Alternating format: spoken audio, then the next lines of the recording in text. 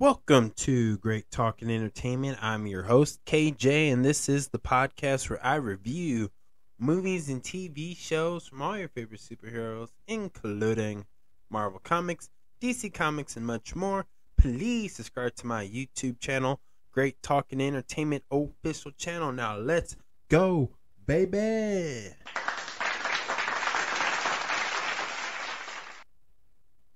Hello, and welcome back to the podcast / YouTube channel, only on YouTube, Great Talking Entertainment official channel, and this is going to be my non-spoiler review for the new 2024 The Crow.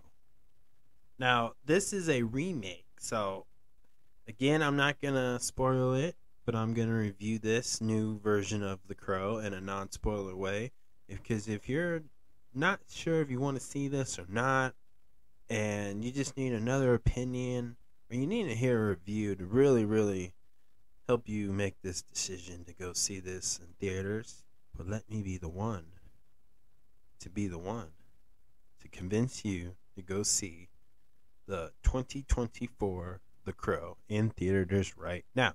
So again, this is a non-spoiler, so sit back, relax, smoke one up, roll a blunt, pack up the bong, do what you gotta do, relax, and listen to my review. So, non-spoilers, let's go. The 2024 The Crow is a visual, striking. Best I can compare this to films such as Joker, The Batman, Tenet, and Oppenheimer. When it comes to the cinema, photography, it looks amazing. It looks cool. It looks artistic. And just like those movies that I just compared to this one, it has that mixture of what modern buildings and cars look like with technology, of course, and a mixture of an old school or maybe an older time in life before we got there in the technology that we have now, the little mixture of that. Basically, you could say this took place in the 90s or the 2000s, the early 2000s.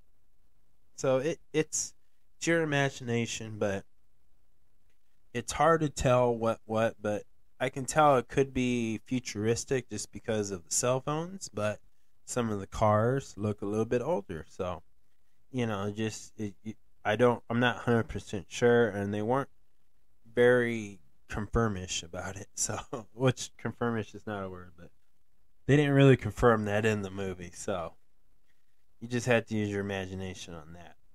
But another thing I like to really pinpoint is most of this film takes during the nighttime, which it gives it more dark and gritty feel to it. There were some scenes where it was daytime, but I think they mainly focused a lot of this film and shot this in the dark, and or just did some effects to it. But not complaining about that, but that's just the kind of film this is going to be. But I have no problem with that because I didn't think it was too dark. Now, again, I saw this in theaters.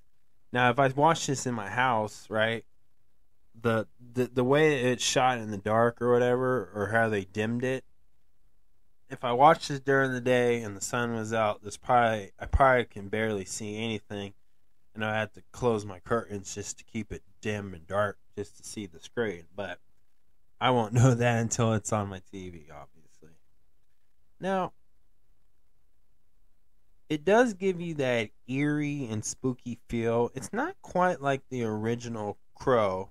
This version took more of an artistic route. It has love, drama, a hopeful, and that ultimate sacrifice. And it feels like the emotional part of it kind of lacks. Just because they never really got to give us a chance to really understand these characters. And they kind of glanced over a lot of things about what makes the Crow so unique and such a fan favorite character, that I think they failed in that.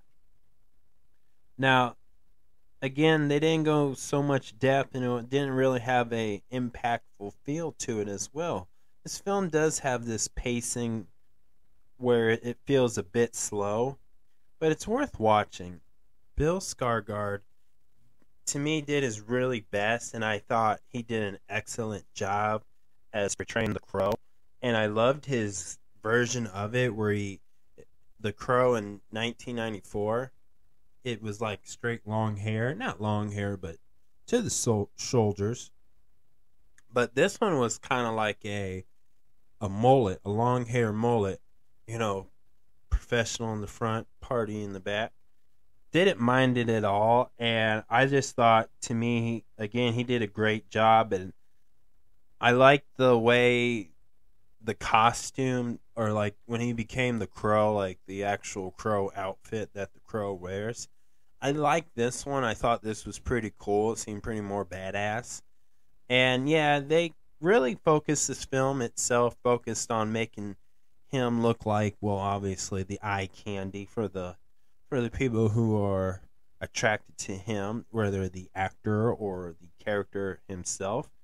And this scene has a lot of gory and blood in certain scenes. So, again, when it came to that, I feel like he really made the Crow come to life in his own interpretation of it. And I also just like the way his dialogue was. I also like the way his facial expressions were shown throughout the film when something happened, and I like the kind of a bit of setting up the tone where you could say, okay, this guy is actually kind of mentally crazy.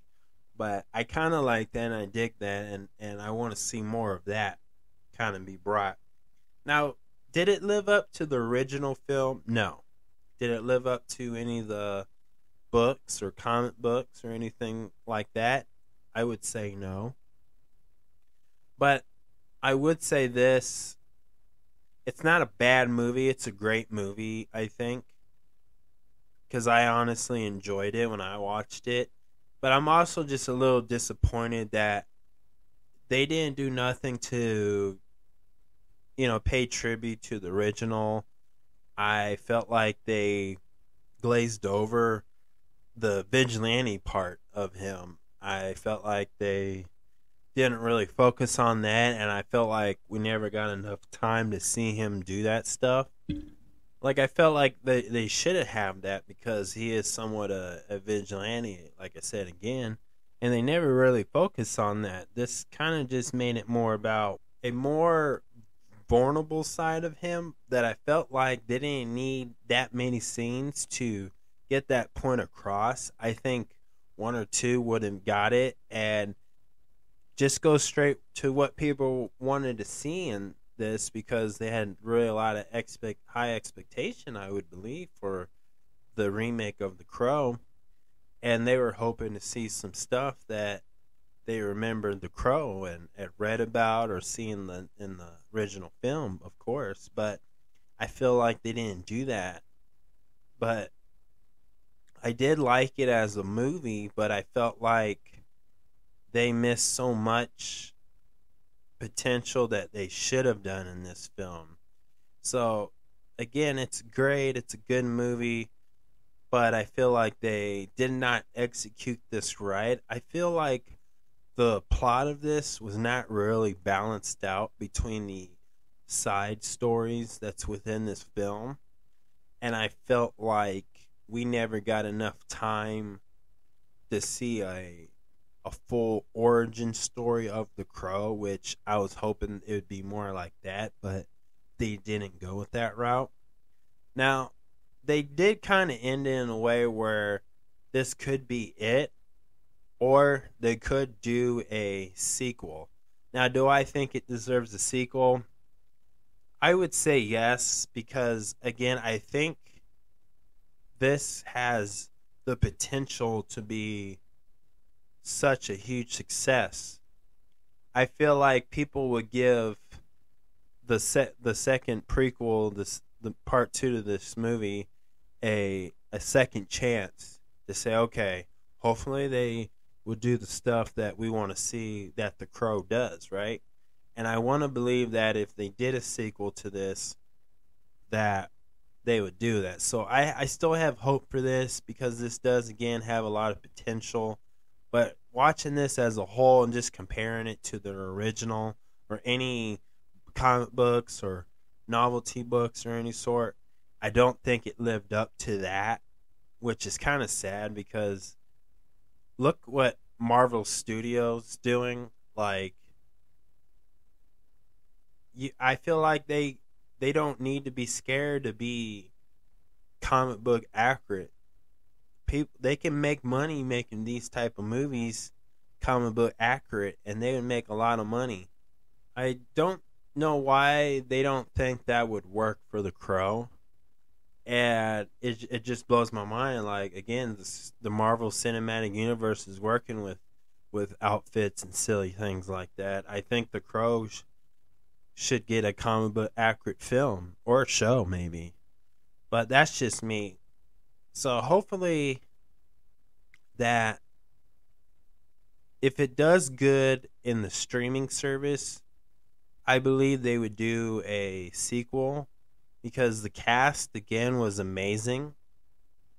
Bill Skarsgård did a phenomenal job, and I would love to see him portray the Crow even more. Just because I think he's an amazing actor, and the actress FKA Twigs did an amazing job, and she knocked it out the park. Like, it, I want to see more of her and the character that she was portraying more too as well. I think they have a great cast, a very strong cast of actors and actresses that could keep carrying this franchise of The Crow as long as they just fix the mistakes and add the things that the fans want to see. I believe it'll be even better. So I'm not going to hate on it too much. I'm just saying they lacked a lot of stuff. The story was a little bit off balance enough where you just get kind of lost and you would lose kind of focus on what the main reason of why The Crow is doing what The Crow is doing in this film. And I think that's more important to keep that focus on. But they lacked it with just throwing a bunch of other stories trying to mix it in. It was just kind of all gumbled up, basically. Or tangled up is the word I'm looking for. But other than that, it's not bad. I would recommend to go see this. Give it a chance. Because I know it's getting a lot of bad reviews. But I believe this is a good movie. And I believe it's worth seeing at least one time. And then when it comes back, like on a streaming service or whatever, you'll even enjoy it more because you're at the comfort of your home or with your friends or families or loved ones. I think you'll enjoy it more just because you know what it is and what you don't have a lot of expectation this time. So definitely I would say go see this in theaters because it's in theaters right now. So go check that out. But if I had to give this a 1 out of 10, I got to give it a 6. It's not my best score, but that's just how I feel. Again, it has its problems, but other than that, I would say give it a chance and go check it out. So that's my review. Thank you guys so much. Please subscribe to my YouTube channel, Great Talking Entertainment Official channel. Subscribe, hit that notification button so you can always be updated with all my latest content. Thank you guys, and peace